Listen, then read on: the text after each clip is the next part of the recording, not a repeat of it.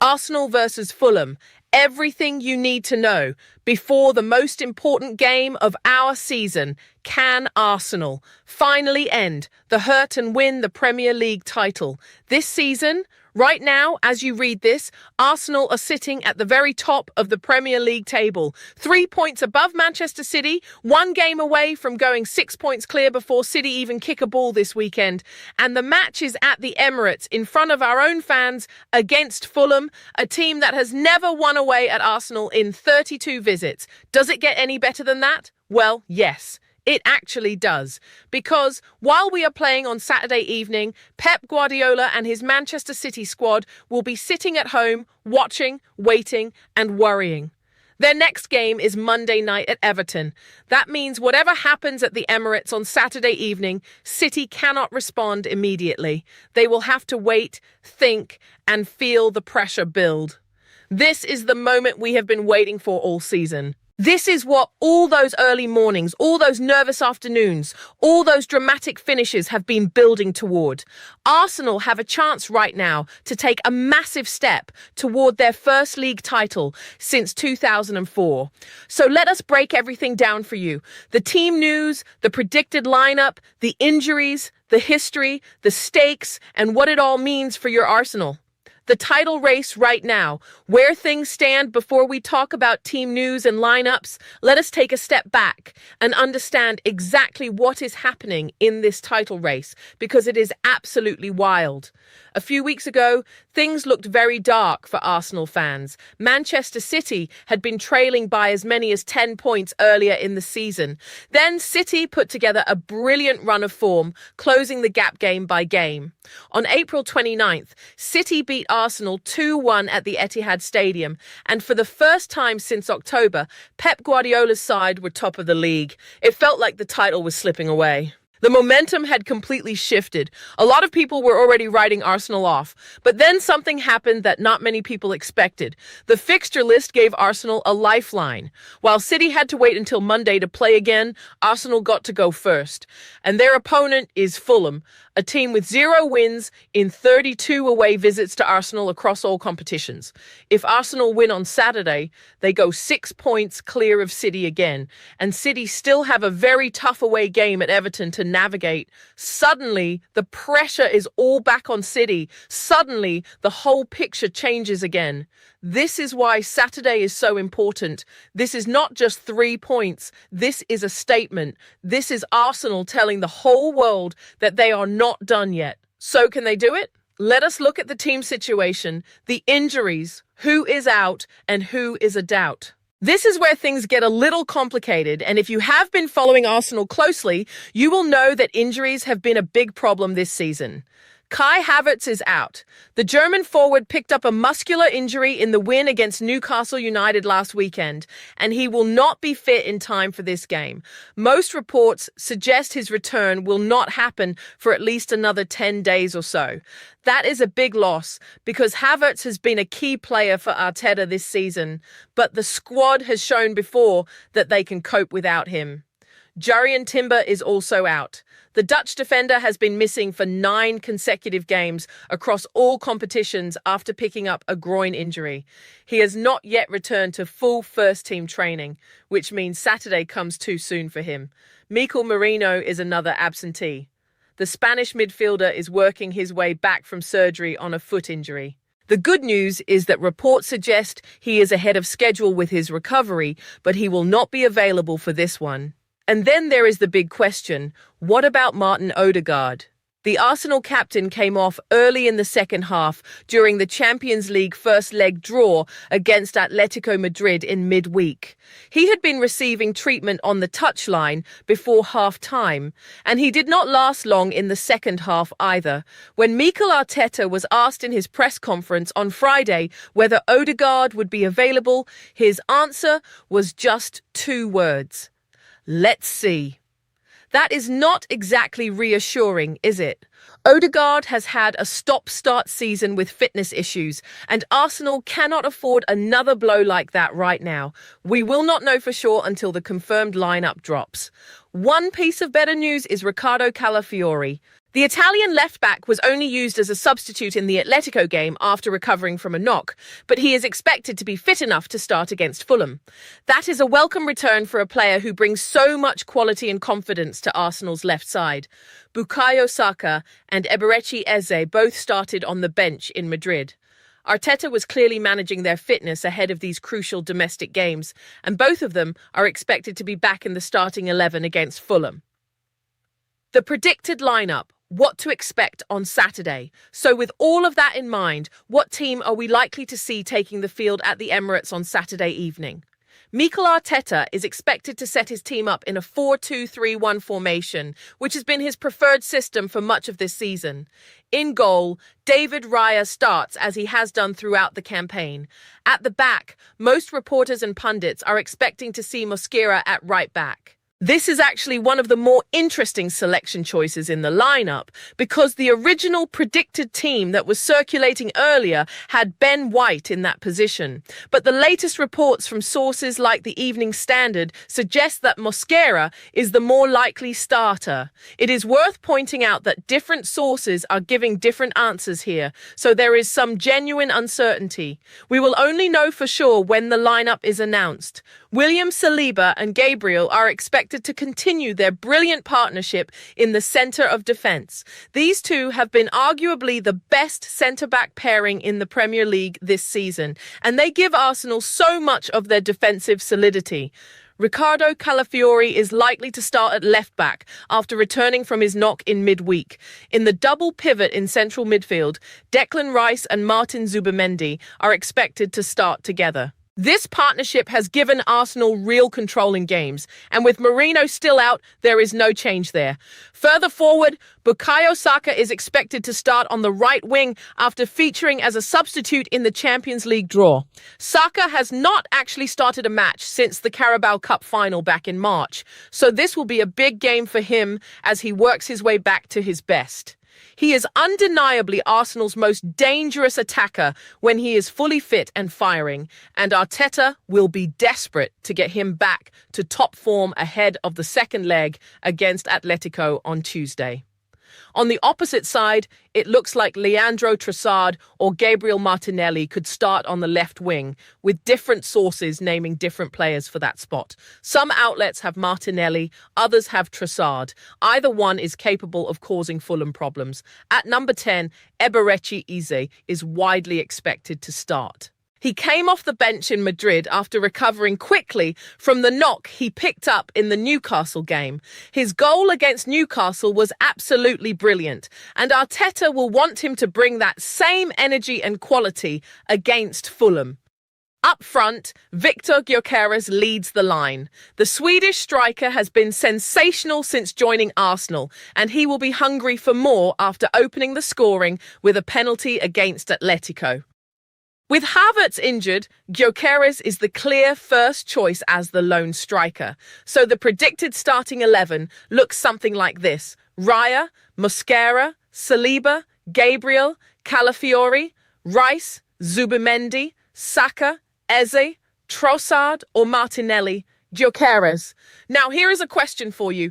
Do you think Arteta should take any risks with rotation, given that the second leg against Atletico is only 3 days away? Or do you think the league title has to be the number one priority right now?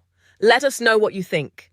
The Odegaard question: is it a crisis or just caution? Let us spend a little more time on the Odegaard situation because it is genuinely worrying for Arsenal fans. Martin Odegaard has been in and out of the team all season with various fitness problems. He had a long spell out earlier in the campaign, and just when it seemed like he was finding his rhythm again, he picked up this new issue against Atletico. The fear is that it is related to the knee discomfort he has been dealing with for a while. If Odegaard is not fit, Eze would almost certainly slide into the number 10 role, which is exactly what happened when he came on as a substitute in Madrid. Eze is an enormously talented player, and there is an argument that his direct running and eye for goal actually gives Arsenal a slightly different threat in that position, but Odegaard is irreplaceable as a leader, as a player who controls the tempo of games and brings everyone else around him to life. Arsenal fans will be hoping he is fit enough to at least make the bench. But whatever happens, the team needs to be ready to win without him if necessary. This season has shown again and again that Arsenal have enough quality in their squad to get results even when key players are missing. What about Fulham? Are they just going to roll over? It would be very wrong to assume this game is already won. Fulham are a good side with quality players, and they have something to play for too. Marco Silva's team are sitting in 10th place in the table, but they are only 2 points behind Brighton in 6th. European qualification is still very much alive for them. That means they will not be coming to the Emirates just to make up the numbers. Fulham have had their own attacking struggles recently, scoring in only 2 of their last 7 games across all competitions. That is clearly not the form of a team that will tear Arsenal apart. But they got a confidence-boosting 1-0 win over Aston Villa last weekend thanks to a Ryan Sessegnon goal, and they will be coming into this game with a bit of momentum. Former Arsenal goalkeeper Bernd Leno is still between the sticks for Fulham, which always adds an interesting storyline. Emile Smith-Rowe, who came through the Arsenal Academy before moving to Craven Cottage, could also feature. And there is the brilliant Raul Jimenez up front, who always gives defenders problems. On the injury side for Fulham, Alex Iwobi is out with a thigh problem and will not face his former club. Ryan Sessegnon, who scored that winner last week, picked up a knock and his availability is uncertain. Anthony Robinson is also not fully fit, but is expected to start at left back. So Fulham will be a proper test, but Arsenal should have too much quality at home. And here is a statistic that will comfort every single Gooner reading this. Arsenal have never lost a home league game against Fulham in 32 attempts. Never. In the history of English football, no team has ever gone that long unbeaten against the same opponent in home league games. It is the longest such run in English football history. That kind of record does not just happen by luck. There is something about this fixture that suits Arsenal, and that tradition continues on Saturday. Pep Guardiola is already watching. And speaking of pressure, let us talk about what is happening on the other side of the title race. When Pep Guardiola was asked in his pre-match press conference before City's Monday game at Everton whether he would be watching Arsenal's game on Saturday, his reply was very telling. He asked what time Arsenal were playing, was told it was after a training session, and said, "Maybe I will watch it." Maybe. Right. Come on, Pep. We all know you will be watching every single minute of that game. This is exactly the kind of mental pressure that can affect a team. City know that if Arsenal win, they go to Everton on Monday needing a win just to stay within 6 points. Everton are fighting to stay in the Premier League. They will be fired up, desperate and fully motivated. It will not be an easy night at all. If Arsenal do their job on Saturday, the pressure on City's players and staff heading into that Everton game will be enormous. That is something Arsenal can control. They cannot control what City do on Monday, but they can make sure City feel the full weight of that pressure by winning their own game first. That is the opportunity in front of this Arsenal team right now. The bigger picture, Champions League and the league title. Together. There is one more thing that makes this moment so special, and it is something that deserves to be mentioned. Arsenal are not just fighting for the Premier League title right now. They are also in the semi-finals of the Champions League, having drawn 1-1 with Atletico Madrid in the first leg on Wednesday. Victor Gyökeres scored the opening goal with a penalty, but Julian Alvarez equalized with his own spot kick after half-time, meaning the tie is perfectly balanced going into the second leg at the Emirates next Tuesday. So Arsenal face the possibility, the genuine real possibility, of winning both the Premier League and the Champions League in the same season, the double. One of the greatest achievements in English football. No pressure, boys. But seriously, this is what makes this period so exciting for Arsenal fans. The team is right in the middle of 2 massive season-defining competitions. Every game matters. Every decision Arteta makes matters. The players he picks, when he rotates, when he plays his best 11, all of it has to be judged perfectly over the next few weeks. And what does Arteta do with that pressure? From all reports, he thrives on it. His message to the squad heading into this week was clear. Focus, be ready, and go and show the world what you can do. Why this feels different. From recent years, Arsenal fans have been here before, or at least somewhere close to here. The 2023 season saw them lead the title race for months before City pulled away. It was heartbreaking. Last season, they pushed hard again, but fell just short. So why does this feel different? A few reasons. The squad is deeper now. Gyökeres is a world-class striker who can win games on his own. Zubimendi brings a calmness and control to the midfield that Arsenal have not always had. Easy is a game-changer who can unlock any defense. And Saliba, in many people's eyes, is the best defender in the world right now. But more than individual quality, this team has a resilience that is different from the squads of previous years. They have absorbed injuries, bad results, and moments of real doubt, and they have kept coming back. They lost to City on April 29th. 4 days later, they drew with Atletico Madrid in a European semi-final. And now, on May 2nd, they have to go again. Most teams would crack under that kind of schedule and pressure. This Arsenal team looks like they might just be built for it. What does the community think? Before the game kicks off, we want to hear from you. Who do you think will be the key player for Arsenal in this game? Is it Saka making his long-awaited return to the starting 11? Is it Gyökeres continuing his brilliant form? Or is it someone like Easy, who has been so electric in recent weeks? And what do you think about the right-back position? Are you comfortable with Mosquera starting there? Or would you rather see Ben White? Drop your thoughts in the comments below. Also, what do you predict the score will be? Arsenal have won their last few home games by tight margins. Do you think this one could open up a bit more? Let us know. This community has always had the best takes, the best discussions, and the most passionate Arsenal supporters anywhere online. Let us hear it. The verdict: Arsenal win, title race wide open. When you look at everything, the history of this fixture, the form of both teams, the quality available to Arteta even with injuries, and the motivation of a squad chasing a First League title in over 20 years, it is very hard to see anything other than an Arsenal win on Saturday. Fulham will make it hard. They always do. This is a London derby, and those games never quite go the way you expect them to.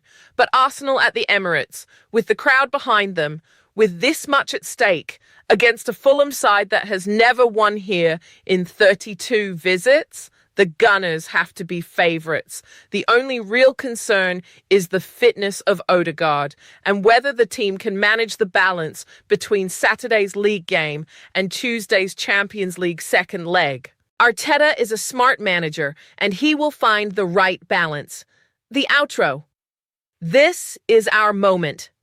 Arsenal fans, this is it. This is the moment we have been building toward for years. The long nights, the close misses, the nearly but not quite moments, all of it has been leading to a season like this one. On Saturday evening, the Emirates will be electric. The players will feel the crowd. The crowd will feel the players. And somewhere in Manchester, Pep Guardiola will be watching his television, hoping and praying that Arsenal slip up one more time. They will not. Get behind the team, make some noise, because this Arsenal generation has a chance to do something truly historic, and moments like Saturday against Fulham are the ones that will be remembered for a very, very long time. Come on, Arsenal. Let's go and take this title. This article was written for the Gooner TV community. Keep the conversation going in the comments. Share your predictions, your player ratings after the game, and let us know what you think of Arteta's lineup when it drops on Saturday. We are all in this together.